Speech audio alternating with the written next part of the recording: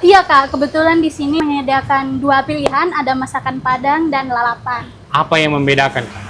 Kalau di sini lalapannya Kak, boleh ambil nasi sepuasnya. Sepuasnya? Ya, sepuasnya. Bisa refill juga? Bisa refill. Sepuasnya? Sepuasnya. Apalagi? Tersedia 4 sambal pilihan, kemudian juga di sini tersedia 2 pilihan sayur.